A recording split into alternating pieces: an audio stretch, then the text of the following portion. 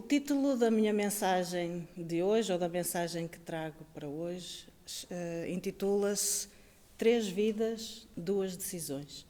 E esta é uma mensagem direcionada para pessoas que talvez neste tempo que estamos a enfrentar estejam a ser levadas a tomar decisões radicais na sua vida.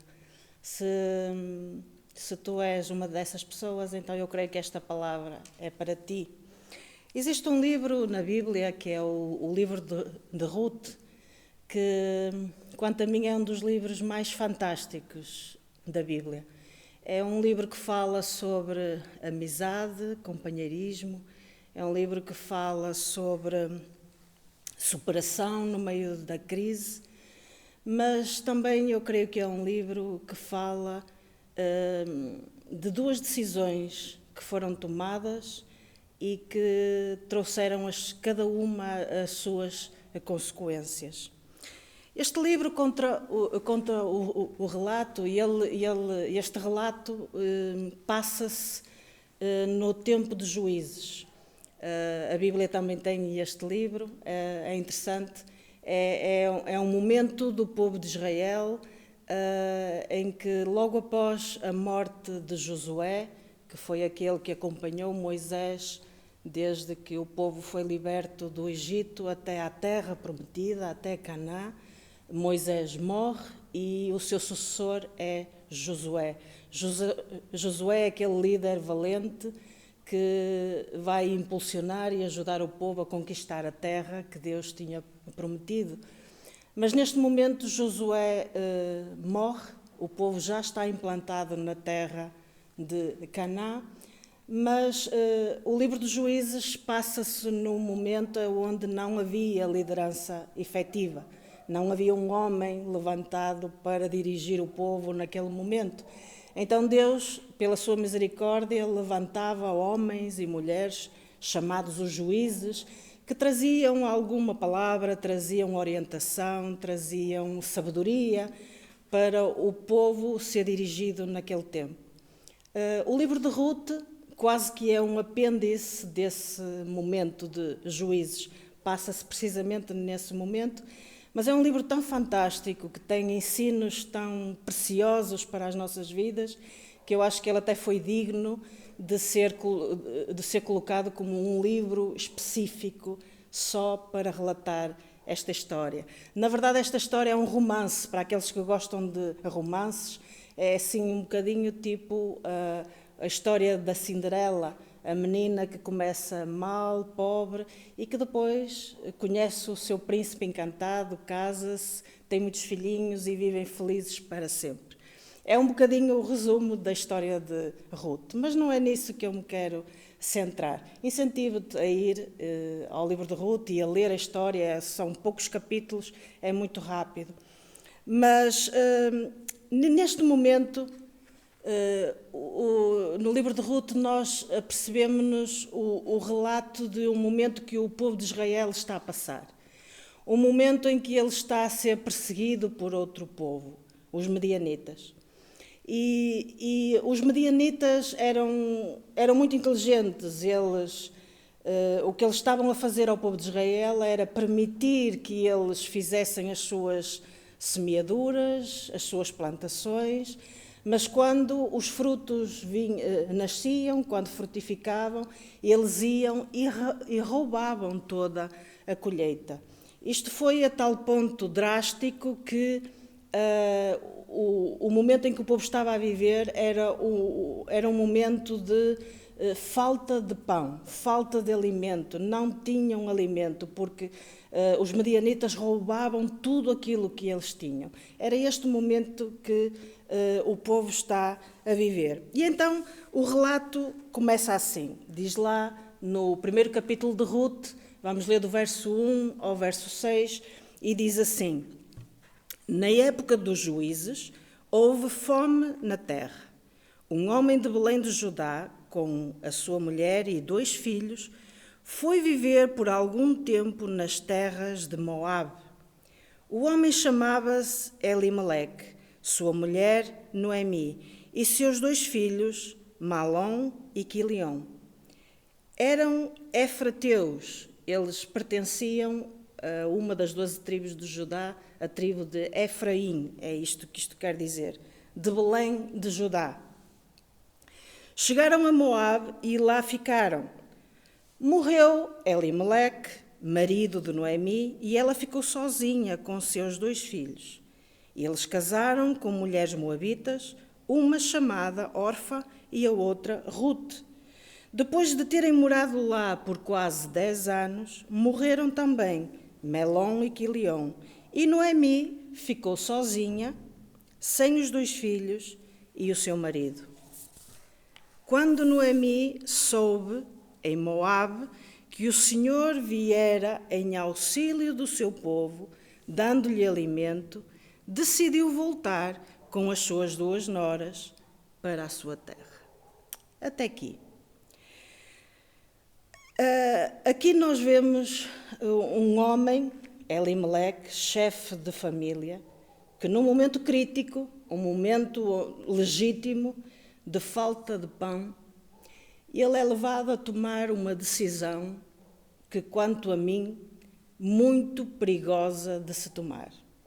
É uma daquelas decisões que, se não forem muito bem, se não for tomada por alguém que está muito ligado a Deus, alguém que sabe muito bem como comunicar com Deus e como ouvir Deus, e conseguir chegar ao ponto de, com clareza, perceber a vontade de Deus nessa situação, é uma decisão extremamente perigosa que pode trazer consequências fatais para a sua própria vida e para a vida daqueles que o rodeiam, a vida da sua própria família. Quando tomamos decisões destas que envolvem a nossa família, decisões como mudar de cidade, mudar de país, coisas que implicam mover o nosso seio familiar, irmãos, nós temos que, em primeiro lugar, ouvir Deus, como eu falei, ter muita certeza da vontade de Deus nisso. E segundo, estar em paz com todos os elementos da nossa família, que toda a nossa família possa estar focada e direcionada e em concordância e em paz nessa decisão, porque senão isto pode ser fatal para todos. Eu lembro-me que há 10 anos atrás, quando Deus nos chamou como pastores a primeira vez para nos dedicarmos ao Evangelho, para nos dedicarmos à missão do Evangelho a tempo inteiro como pastores, nós tínhamos um rendimento, trabalhávamos e quando decidimos, quando nos foi feita a proposta pela direção da igreja de nós sermos pastores a tempo inteiro e que, claro, temos uma família que tem que ser sustentada, foi-nos oferecido um salário que não era... Aqui a situação não era chegar ao ponto de ficar sem pão, mas a quantidade de pão iria ser reduzida consideravelmente. E neste momento nós tivemos que fazer 2 coisas. Em primeiro lugar, nós tivemos que ter convicção da parte de Deus, de que Deus iria estar nisto, de que isto era a perfeita vontade de Deus, mas também nós fomos obrigados a reunir com as nossas filhas. Na altura, a Inês, a mais velha, era adolescente, a Camila era mais pequenita, ainda era criança, mas nós tentamos que elas percebessem o trajeto que nós, como família, iríamos tomar aí nessa altura. Era importante que todos estivéssemos em concordância, porque isto iria mobilizar a família e isto iria trazer consequências para a família. Então é importante que todos estejamos alinhados numa decisão destas. Olha, irmãos, eu tive a oportunidade de ter contato e conhecer muitas famílias aqui em Portugal, famílias do Brasil, que vieram para Portugal, famílias também em Espanha. Tive a oportunidade de ter contacto com muitos imigrantes equatorianos, peruanos, cubanos, colombianos, que vieram, deixaram os seus países para irem para a Espanha. E deixem-me dizer, muitos deles tomados com o mesmo, o propósito que os levou a moverem-se de país foi a falta de pão. E quando nós somos movidos por estas motivações, deixem-me dizer, e a família não está em concordância, Deus não está em concordância, eu já vi famílias a serem completamente destruídas, pais que vieram em busca do pão, encontraram o pão, mas perderam os seus filhos. Perderam os seus filhos na amargura, perderam os seus filhos até para o caminho de Deus. Encontraram pão, encontraram até pão em abundância, mas acabam por perder a sua família. Mulheres que vieram movidas pelos seus maridos nessa ânsia de encontrar o pão, e aquilo que elas encontraram foi uma dificuldade tremenda em adaptar-se ao país, e a única coisa que eles encontraram foi um buraco profundo de depressão, de onde muitas delas tiveram muita dificuldade em sair. Então, eu gostava que nós entendêssemos isto. Outra coisa que eu gostava de falar nisto, eu vou tentar explicar bem aquilo que nós também temos que ter em conta em decisões deste tipo, e que esta família de Elimelec não teve em conta, não pensou nisso, e a razão pela qual teve assim um desfecho tão trágico tem a ver com essa questão, que é: aquilo que te deve mover não pode ser, o foco jamais pode ser a falta de pão. A única coisa que te pode mover é o sentido de missão, de propósito que Deus te deu. E para entendermos o que aconteceu com esta família, eu vou explicar qual era a missão que este povo de Israel tinha. E vou-te pedir que tu faças um exercício aqui nesta manhã. À medida que eu for explicando a missão que Deus tinha para o povo de Israel e para esta família que era pertencente ao povo de Israel, que tu tentasses acompanhar-me e fazer um exercício aplicado à tua própria vida e pensasses na missão que Deus te deu. Olha, tu não estás aqui nesta terra em vão. Deus plantou-te e colocou-te aqui nesta terra com uma missão. E da mesma forma que fez com aquela família. E para entendermos esta missão desta família e a nossa missão, eu vou começar por ir ao início e explicar qual era a missão do povo de Israel. A missão do povo de Israel iniciou lá em Gênesis 12, no momento em que Deus escolhe um homem, Abraão. Deus, por mais que pensem que Deus não se importa com o mundo, que o mundo, a terra e o mundo está um caos porque Deus é um Deus indiferente e que não se importa com o sofrimento da humanidade. A história de Abraão demonstra, desde esse momento, o amor e o cuidado que Deus tem pela humanidade e pelo mundo, e que desde essa altura o amor de Deus e a ânsia de Deus de conseguir solucionar o problema da humanidade começa com esse homem, Abraão. E no momento, em Gênesis 12, em que Deus entrega uma missão específica a Abraão. Abraão, deixa a tua terra, deixa a tua parentela, deixa a casa do teu pai e vais para um lugar que eu te vou mostrar. Aí tu serás uma bênção. Eu abençoarei a tua vida. E tu abençoarás aqueles que te abençoarem e amaldiçoarás aqueles que te amaldiçoaram. E de ti serão benditas todas as nações da terra. A missão de Abraão, nada mais, nada menos, era de reconciliar toda a humanidade, toda a terra, com o Deus Criador, o Deus Pai, o Deus amoroso que nós temos. Então, A missão, também gostava de te explicar que a missão, para se cumprir, para ser efetiva, ela tem que estar sustentada num tripé. Ela tem que ter 3 pés. E esses 3 pés têm que estar muito bem alinhados. Quando as pessoas andam perdidas na vida, quando às vezes não sabem o que hão de fazer da sua vida, sentem-se perdidas, há 2 motivos. O primeiro é porque não conhecem a sua missão. E o segundo é porque este tripé que eu vou falar está completamente desalinhado, está completamente desequilibrado.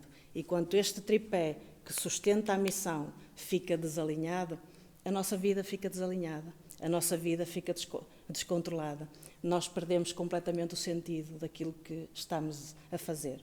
E este tripé é o seguinte: o primeiro pé é o propósito de vida. Deus chamou Abraão para uma missão, que era reconciliar toda a humanidade com Deus, mas com um propósito, que é o que é que ele tinha que fazer. Abraão tinha que fazer algo. E qual era a tarefa de Abraão? Nada mais, nada menos do que deixar a sua terra, deixar a sua parentela, deixar a casa dos seus pais. Isso quer dizer, tudo aquilo que ele aprendeu, todo aquilo que não estava de acordo com a direção de bênção que Deus tinha para a humanidade, e isso implicava corte com o seu passado, porque ele vivia numa terra que adorava outros deuses, adorava outras coisas que não era Deus. Então isso implicaria largar isso tudo para trás e fazer uma travessia até uma terra que Deus tinha prometido, Canaã, e nessa terra ele nada mais nada menos tinha que gerar filhos, tinha que gerar toda uma geração de homens e mulheres adoradores a Deus. E essa era o outro tripé. Por isso, o primeiro tripé era o propósito, o que é que ele tinha a fazer, qual era a tarefa dele. O segundo tripé era a mensagem que ele tinha que passar. Qual era a mensagem que ele tinha que passar? A mensagem era nada mais, nada menos de que Deus é o único Deus, é o Deus verdadeiro, o Deus criador, e que o povo não deveria adorar nada mais, nem buscar orientações em nada mais, senão no Deus verdadeiro, o Deus criador, o Deus Pai. Essa era a mensagem. E o terceiro tripé era aonde esse propósito e essa mensagem se iria a cumprir. Tinha a ver com o lugar onde ele tinha que ser plantado. E esse lugar era a terra que Deus lhe mostrou, Canaã. Então, pensa agora isto para a tua própria vida. Tu tens uma missão aqui nesta terra. Essa missão tem a ver com a tua própria vida. E essa missão tem que estar sustentada nesses 3 tripés. Qual é a tua tarefa? O que é que tu tens que fazer? Qual é a mensagem que tu tens que passar? E qual é o lugar que Deus te plantou? Isto é fundamental. E isto, o facto deste tripé em muita gente, assim como na vida e na família de Elimeleque, sofreu uma instabilidade, trouxe consequências drásticas, porque Elimeleque saiu do lugar que Deus o plantou. Elimeleque saiu do lugar da sua missão. Ele pertencia ao povo de Israel. E aquela era a terra que Deus plantou o povo de Israel. Era a terra que Deus plantou Elimeleque. Então ele, ao sair daquele lugar, em direção a outra terra, Moab para Elimeleque significava fora da vontade de Deus. E isso trouxe consequências drásticas, como nós lemos naquele texto. Agora vocês podem olhar para mim, ouvir esta história tão interessante e dizer assim, mas o que é que isso se aplica à minha vida? O que é que isso tem a ver? O que é que a missão de Abraão e de Elimeleque tem a ver com a nossa própria vida? Tem tudo a ver. com dois pontos muito importantes. Em Gálatas, no capítulo 3, do verso 26 ao 29, olhem o que o apóstolo Paulo nos ensina e nos direciona. E ele diz o seguinte: todos são filhos de Deus mediante a fé em Jesus Cristo. Pois os que em Cristo foram batizados, de Cristo se revestiram. E nisto não há judeu, nem grego, nem escravo, nem livre, nem homem, nem mulher, pois todos são um em Cristo Jesus. E se vocês são de Cristo, são descendentes de Abraão e são herdeiros segundo a mesma promessa. Agora eu pergunto-te a ti, que te dizes cristão, que dizes que crês no Senhor Jesus, que fostes batizado, que fostes plantado num lugar. Isto tem a ver com a nossa vida e com a nossa missão e com o nosso propósito ou não? Outra coisa que a nós nos fala muito, esta situação me fez pensar, que é o nome daquela cidade, Belém. E do hebraico, Belém significa casa de pão. E é interessante que a casa de pão deixou de ter pão. Mas não é a isso que eu me quero referir. Para nós, cristãos, para nós que temos um sentido de missão, temos um sentido da importância do que é a igreja, casa de pão significa a igreja. E até te quero dizer mais. Até gostava de te falar do verdadeiro sentido de igreja. Igreja não é um local, não é um espaço, não é um templo. E olha, mais que nunca, agora esta situação de crise do Covid-19 veio-nos mostrar que a igreja não tem nada a ver com um espaço e com um lugar. Igreja tem a ver com o lugar onde Deus te planta para cumprir a tua missão. Por isso eu quero deixar uma mensagem a todos os cristãos, a todos os crentes, que agora, a partir do dia 31, vão ser abertas as igrejas, nós vamos voltar a reunir. E é possível que muitos, agora neste período, neste tempo em que nós fizemos transmissões por internet, nós ouvimos montes de pregações, nós ouvimos montes de ministérios de louvor a cantarem de uma forma fantástica. E é possível que alguns até pensem assim: eu gosto mais da pregação daquele pastor, eu gosto mais do louvor daquele pastor, e até sinto o desejo esteja a sentir o desejo, eu acho que agora nesta fase eu vou mudar de igreja. Eu gostava de dizer o seguinte: igreja tem a ver com o sentido de igreja tem a ver com o mesmo sentido que nós temos que ter da missão que Deus nos deu. Tu fazes parte de uma igreja não porque é um lugar onde tu vais ao domingo ou outro dia a qualquer, em que tu ouves uma mensagem fantástica que fala ao teu coração e toca muito o teu coração e traz-te consolo e paz. Não é um lugar onde tu vais e ouves músicas tão bonitas que te impressionam. Igreja tem que te trazer um sentido de pertença, de família, de missão. A tua missão de vida, para tu pertenceres a uma igreja, a tua missão de vida tem que estar em concordância com essa igreja, essa congregação, no sítio onde Deus plantou este grupo. Tem a ver mais com a missão em si. Então, tu quando pertences a uma igreja, isto tem a ver com a tua identidade, com aquilo que tu és, com o lugar que Deus te plantou. E tu jamais poderás, como Elimeleque, sair do lugar onde Deus te plantou, a não ser que Deus te traga uma orientação muito clara para a tua missão, tendo em conta a missão que tu tens aqui nesta terra, e te direcione para fazer um excerto deste lugar e plantar-te num outro lugar.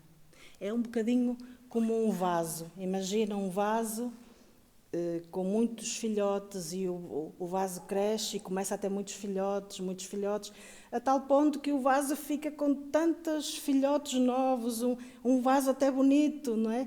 Mas depois fica... É inconcebível olhar para um vaso que está a produzir tantos filhotes. Para quem é jardineiro e gosta de jardinagem, é lógico e até é saudável para a planta que se peguem alguns desses filhotes e se plantem num outro vaso, para que ele possa desenvolver-se com liberdade e vir a dar mais filhotes. Esta é a lógica. Então, este é o sentido da verdadeira igreja.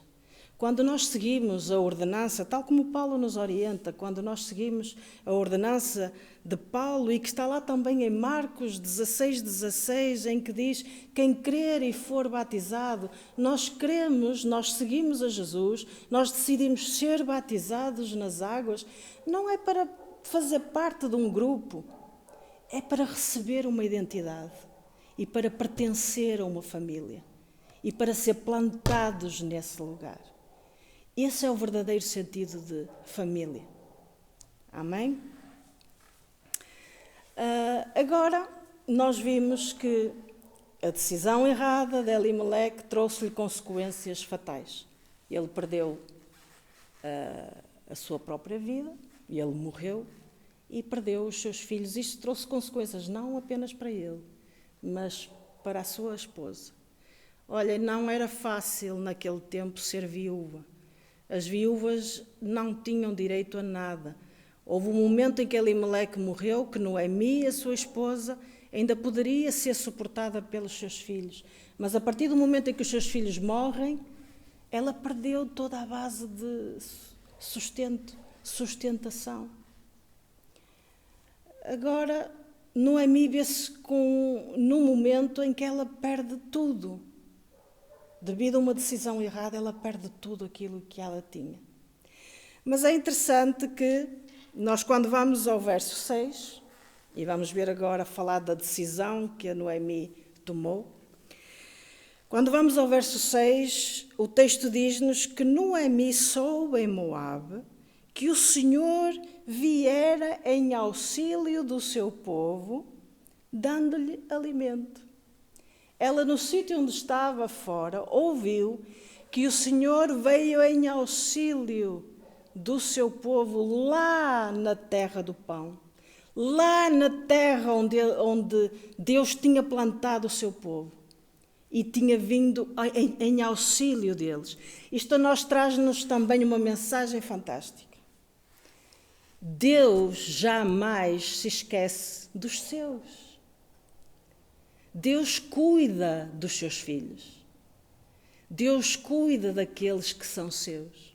O sol nasce para todos. Quando o sol nasce, nasce para todos. Quando chove, chove para todos. Não chove apenas para alguns. E há situações da nossa vida, circunstâncias que acontecem, que vêm para todos, para justos e injustos, para os que estão a fazer bem e para os que estão a fazer mal. Vêm para todos. Jesus, até mesmo num dos seus evangelhos, em Mateus, no capítulo 7, ele conta-nos uma parábola muito interessante, onde ele nos explica isto e nos previne disto, em que ele fala de dois homens, os dois fundamentos, dois homens, cada um constrói a sua casa, a mesma casa, só que um constrói sobre a rocha e outro constrói sobre a areia. E diz o texto, diz a parábola contada por Jesus, que vêm os ventos, sopram os ventos e batem contra aquelas casas, as duas. Não vem só sobre aquela que está mal construída, mesmo sobre aquela que está firmada sobre a rocha. E veio os ventos, e veio a tempestade, e veio os rios, as águas com ímpeto, e diz que batem contra as duas casas. Agora, as consequências têm a ver com os fundamentos, a base em que essas casas estavam construídas. Então, um construiu sobre a rocha, outro construiu sobre a areia. Meus queridos, e muitas vezes acontecem, Deus permite determinadas situações acontecerem até mesmo no seio do seu povo, até mesmo na casa de pão. Deus muitas vezes permite que na casa de pão falte o pão, não para Ele perceber, porque Ele é um Deus onipresente, Ele é um Deus onipotente, Ele é um Deus que sabe tudo, mas para que cada um de nós possamos ter consciência de em que é que nós estamos fundamentados. Qual é a base? Em que tripé é que sustenta a nossa missão? O apóstolo Paulo também chamou a isto ventos de frente. Houve um momento relatado lá em Atos, no capítulo 27, em que o apóstolo Paulo estava a cumprir a missão. Ele estava a viajar de uma terra à outra, num barco, e foram acometidos por uma tempestade, como lá relata, ventos de frente. Ele não estava fora do propósito, ele não estava fora da missão. Ele estava a ir a ser plantado numa terra que Deus estava a dirigi-lo, ele estava a ser direcionado por Deus, mas vieram ventos contrários, surgiu uma tempestade. Mas o que essa passagem do apóstolo Paulo nos ensina é que essa tempestade arrasou com tudo, arrasou com o barco, arrasou com aquilo que eles transportavam no barco, arrasou com tudo. A única coisa que não arrasou foi com vidas. Ninguém morreu, todos se salvaram. E este é o Deus que nós temos, aquele que muitas vezes permite situações na nossa vida para até forjar a nossa missão, para forjar o nosso propósito, para nos dar sentido, ajudar-nos a dar sentido à nossa vida. Mas isto bem fundamentado na rocha, que é o Senhor Jesus.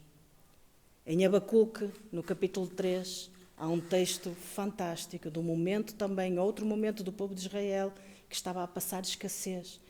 E em Abacuque nós ouvimos ele a dizer: ainda que a figueira não floresça e não haja fruto na vide e nem haja a oliveira e não haja uma série de coisas, não haja ovelhas no curral e uma série de coisas, mantimento, pão, ainda que não haja nada disso, o Senhor meu Deus é a minha fortaleza e Ele faz-me caminhar em lugares altos e transforma os meus pés como os da corça. Ele transforma a nossa forma de viver. A corça é o único animal que consegue correr nas alturas, naqueles sítios pedregosos das montanhas, onde ninguém consegue andar. Mas as corças têm os pés de uma tal maneira que são os únicos animais que eles correm, saltam de um lado para o outro com toda a facilidade nesses lugares. Então o que o texto nos está a querer dizer que Deus é a nossa fortaleza e nos momentos de desafio, nos momentos da luta, Ele transforma os nossos pés, Ele quer dizer, Ele ajuda-nos a caminhar, transforma a nossa forma de andar a ponto de nós corrermos, saltarmos, brincarmos até como a corça no meio das pedras difíceis. Nós andamos com facilidade porque esse Deus está connosco. Agora, muitos, é possível que neste momento estejam a dizer assim: uau, mas eu não conheço Deus a esse ponto, não conheço Deus ao ponto de o ouvir. Ou então podem dizer assim: mas eu ainda não encontrei a minha missão, ainda não cheguei ao ponto de ter o meu tripé equilibrado. Como é que eu posso fazer isso? Olha, o primeiro passo, eu não te vou dizer ponto por ponto como é que tu fazes isso, porque isto daria para uma outra pregação. Mas eu vou-te falar aqui só do primeiro passo que tu tens que dar e que está aqui neste livro. é uma terceira decisão. Eu não falei desta terceira decisão porque esta terceira decisão está implícita nas decisões de uma decisão, da primeira decisão de Elimelec e da segunda decisão de Noemi, que é a decisão de Ruth. Ruth tomou uma decisão também. Ruth não pertencia ao povo de Israel. Ruth era pagã. Ruth pertencia a outro povo. Ruth adorava a outro Deus. Ruth tinha outra forma de pensar. Tinha tradições que a sua família lhe ensinou que não tinham nada a ver com a tradição do povo de Israel. Mas Ruth tomou uma decisão.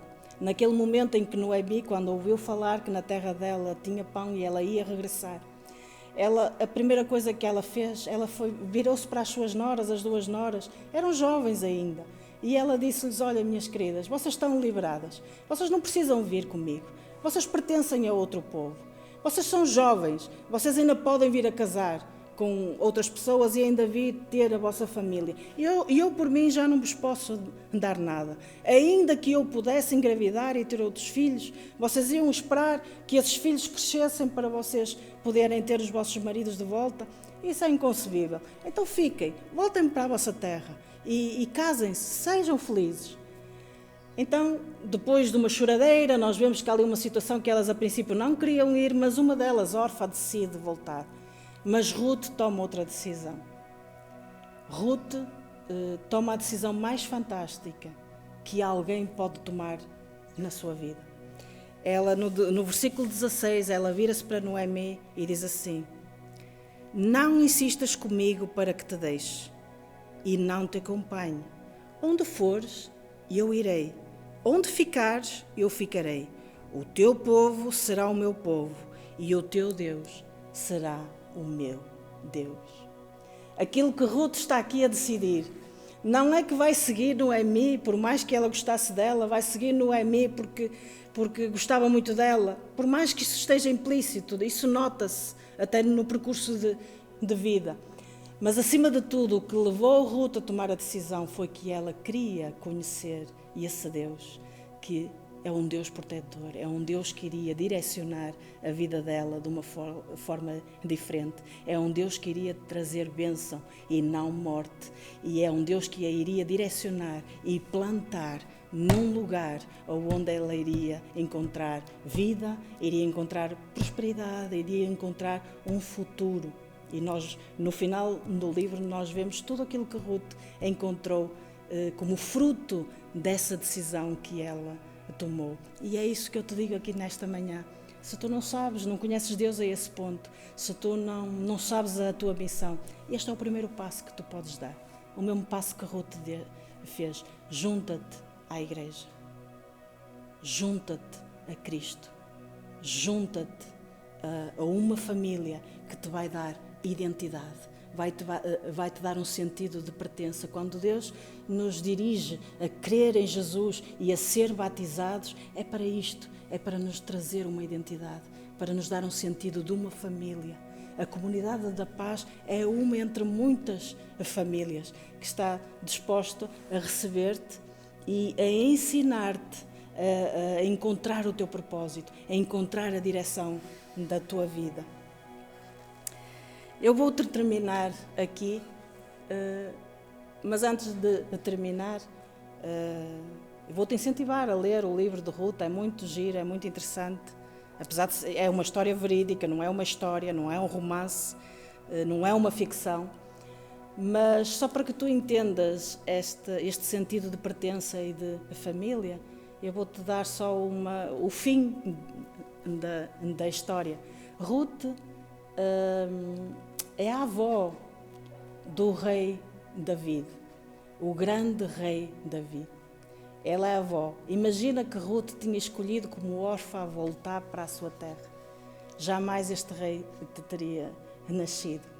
E mais, da linhagem do rei David, quando nós vamos estudar a genealogia, a linhagem do rei David para no Senhor Jesus Cristo. E a linhagem do Senhor Jesus Cristo para em ti e em mim, quando nós cremos no Senhor Jesus como nosso Senhor e Salvador. e quando nós somos plantados num lugar que Deus escolhe para nós. Amém? Vamos orar.